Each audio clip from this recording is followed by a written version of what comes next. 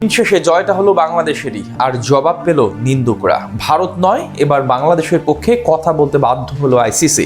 বিশ্বকাপ বয়কট করে যেই সাহসিকতা দেখিয়েছে বিসিবি, তার পুরস্কার হিসেবে পাচ্ছে বড় দুইটা সুযোগ। পাশাপাশি গোটা ক্রিকেট দুনিয়া বুঝে গেল বাংলাদেশের সামর্থ্য।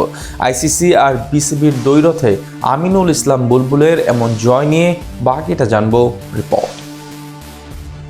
আইসিসি, বিসিবি এবং পিসিবি তিন সংগঠনের দীর্ঘ 15 দিনের নাটকীয়তার অবসান হতে যাচ্ছে। এবার তিন পক্ষের এক লম্বা লড়াই, প্রতিযোগিতা এবং সম্পর্ক সবকিছুর উপর নির্ভর করেছে পুরো বিশ্ব ক্রিকেট। আর সেই দ্বৈরথ এবং লড়াইয়ে শেষ পর্যন্ত আইসিসিকে হার মানিয়ে জয় তুলে নিল বাংলাদেশ ক্রিকেট বোর্ড, যার সহযোগী হিসেবে ছিলেন পিসিবির চেয়ারম্যান মহসিন নাকভি। এই বিশ্বকাপে বাংলাদেশকে খেলতে না দিয়ে যে ভুল করেছে আইসিসি, সেটা অকপটে স্বীকার করে নিল তারা। পাশাপাশি এর ক্ষতিপূরণ হিসেবে বিসিবিকে দিবে বড় পুরস্কার। এমনকি আমিনুল ইসলাম বুলবুল যে সাহসিকতা দেখিয়েছেন, সেখান থেকে লাল সবুজের সামর্থ্য সম্পর্কে অনুধাবন করলো সবাই। এক মুস্তাফিজুর রহমান ইস্যু নিয়ে গোটা বিশ্ব ক্রিকেট রীতিমতো ভরকে যায়। তাকে আইপিএল থেকে বিতর্কিতভাবে বাদ দেওয়ার পর বিশ্বকাপ নিয়ে বেঁকে বসে বাংলাদেশ ক্রিকেট বোর্ড।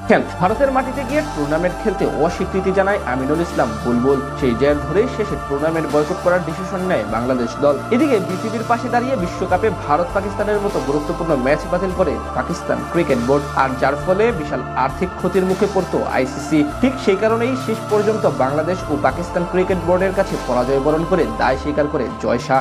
আর সেই জের ধরে পরশু লাহোরে একটি মিটিং করে আইসিসি, বিসিবি এবং পিসিবি। সেখানে আমিনুল ইসলাম বুলবুল পাকিস্তানকে তাদের সিদ্ধান্ত বদলে টুর্নামেন্টে ভারতের সাথে ম্যাচ খেলার অনুরোধ করেন। তবে এখানে খালি চোখে বিষয়টি লজ্জার মনে হলো ভেতরের খেলায় ঠিকই জিতে গেছে বিসিবি। ইন্টারন্যাশনাল ক্রিকেট কাউন্সিলে এতদিন একচ্ছত্র আধিপত্য ছিল বিসিসিআই এর। সেই আধিপত্যের জাল ভেদ করে নতুন নজির গড়েছে বিসিবি এবং পিসিবি। শুধু তাই না, বাংলাদেশ যে সাহসিকতা দেখিয়েছে এর জন্য সমগ্র ক্রিকেট বিশ্ব থেকে প্রশংসা কুড়িয়েছে। এছাড়া টাইগাররা বিশ্বকাপ বয়কট করাতে এতদিন শঙ্কা ছিল আর্থিক জরিমানার, কিন্তু আইসিসি থেকে জানিয়ে দেওয়া হয়েছে সমঝোতার ভিত্তিতে বিসিবিকে কোনো রকম আর্থিক জরিমানা করবে না তারা, যেটা দেখে এক প্রকার হৃদয় ভেঙে যায় ভারতীয়দের। এছাড়া সামনে বড় উপহার দিতে যাচ্ছে বিসিবিকে। 2031 সালে ভারতের সঙ্গে যৌথভাবে ওয়ানডে বিশ্বকাপ আয়োজনের কথা রয়েছে বাংলাদেশের, কিন্তু এর আগে আরো একটি আইসিসির বৃহৎ টুর্নামেন্ট আয়োজনের সুযোগ দেওয়া হবে বিসিবিকে, এমনটাই জানিয়েছে ইন্টারন্যাশনাল ক্রিকেট কাউন্সিল। এছাড়া বিসিবির দিক থেকে তাদের সকল দাবি আমলে নিয়ে গুরুত্বের সঙ্গে সব সমাধান করবে জয়শার নেতৃত্বাধীন ক্রিকেটের সর্বোচ্চ নিয়ন্ত্রণ সংস্থাটি।